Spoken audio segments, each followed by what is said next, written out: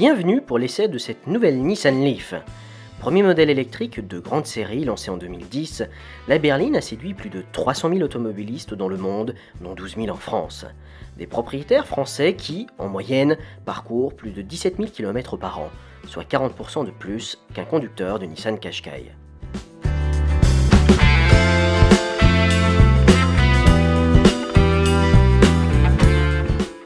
Pour sa seconde génération, la compacte abandonne le design clivant de sa devancière pour un style beaucoup plus dynamique et équilibré. Plus longue de 4 cm et arborant désormais une esthétique proche des dernières créations du constructeur, la Leaf repose pourtant sur l'ancienne plateforme. Sur un marché de l'électrique encore embryonnaire, la firme de Yokohama a préféré améliorer une base technique existante qui a parcouru plus de 3,9 milliards de kilomètres.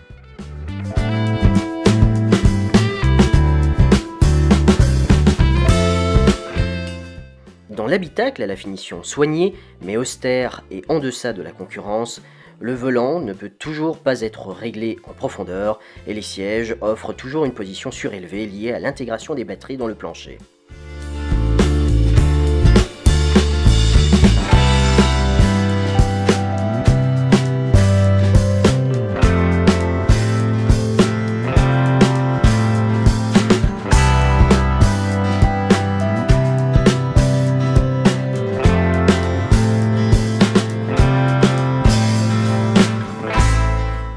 Pour donner le change, Nissan a truffé le nouvel opus d'une série d'aides à la conduite très performantes. En prime, un nouvel écran tactile de 7 pouces fait son apparition sur la console centrale. Si le système télématique maison baptisé Nissan Connect TV est toujours perfectible, il est dorénavant compatible avec Google Android Auto et Apple CarPlay. Quant à l'instrumentation hybride, numérique et analogique pour le compteur de vitesse, elle est tout bonnement très réussie.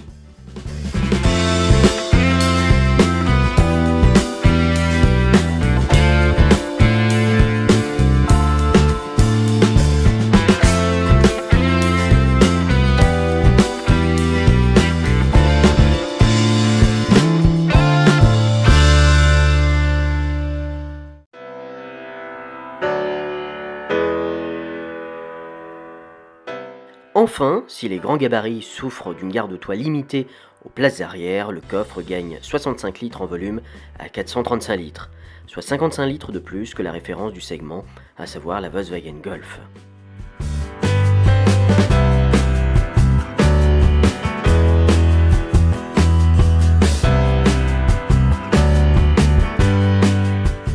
Mais les deux principales nouveautés de ce millésime 2018 concernent la motorisation et la capacité de la batterie. La première développe une puissance respectable de 150 chevaux et un couple de 365 Nm. Une cavalerie qui permet au véhicule produit pour l'Europe sur le site britannique de Sunderland d'avaler le 0 à 100 km/h en seulement 7 secondes 9.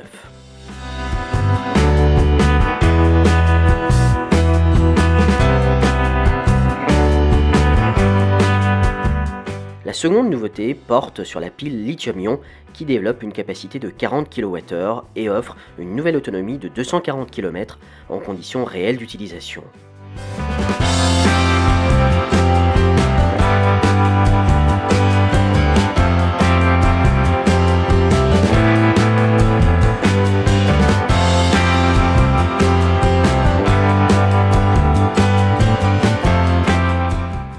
Dans les descentes, l'excellent système e-pédale permet de renforcer le puissant frein moteur et de piloter la Leaf avec la seule pédale d'accélération jusqu'à l'arrêt complet du véhicule.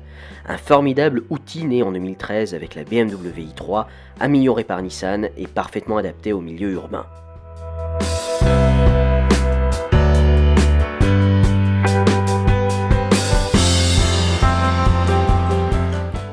Si le nouvel opus est puissant et a été rigidifié, il n'est pas pour autant un modèle de sportivité.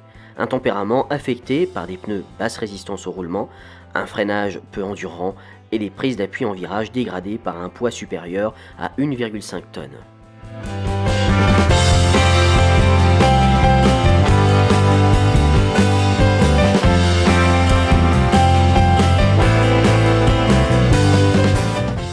Après un petit temps d'adaptation, le système e-pédale de série sur toutes les finitions s'avère être un compagnon idéal sur les routes à forte déclivité où la régénération d'énergie cinétique joue à plein son rôle, histoire de récupérer une partie de l'autonomie perdue lors de la montée.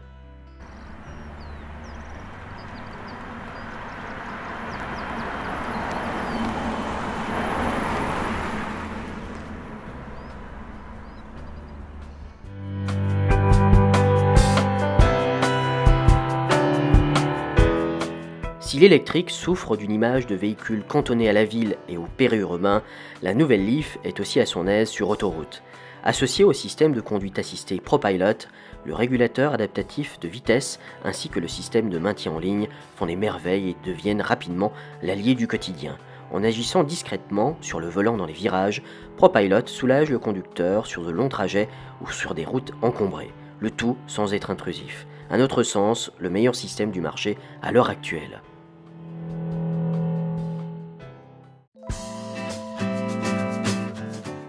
Question recharge, la Leaf est dotée de 2 prises. Une prise de type 2 destinée à la charge résidentielle et publique en 7 heures minimum et une seconde prise CHAdeMO pour la charge rapide en 40 minutes sur l'une des 450 bornes rapides déployées par le constructeur en France.